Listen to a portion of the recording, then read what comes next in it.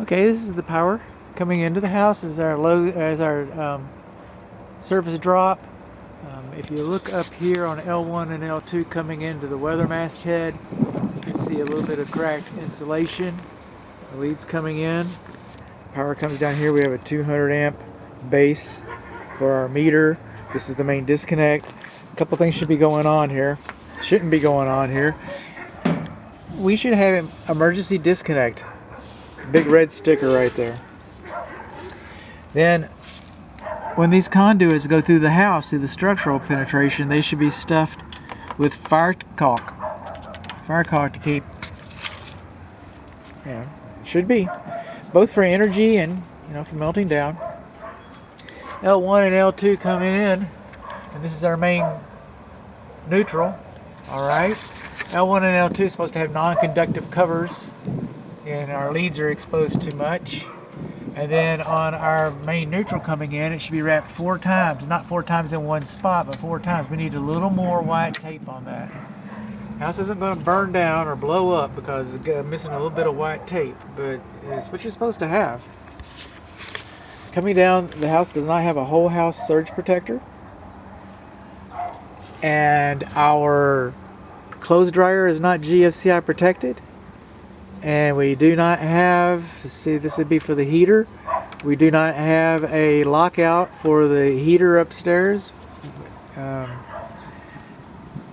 It's because the indoor air handler is so hard to get to.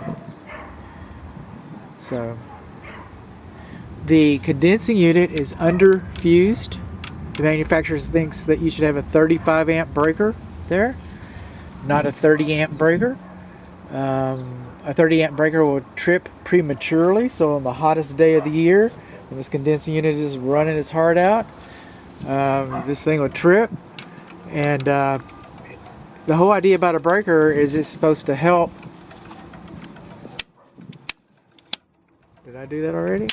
Yeah, I did that already. I remember you. The whole idea about a breaker is it's supposed to trip when the condensing unit reaches a critical mode to protect the equipment. But up until it gets to that point, it should just go ahead and run. On the hottest day of the year, you're going to have a nuisance trip because it's 30 amps. It's designed to take 35. It's the hottest day of the year. It's working harder than it ever has. And you got the 30 amp breaker up here and it trips, and then you don't know what's going on. You call the air conditioning guy, comes out here, he says, "Oh yeah. I got it running. That should do you for a little while. You might want to, $250. Okay, thank you." So it's kind of underfused. Now, over here are breakers. That's the dryer. Alright, the one that's not GFCI protected.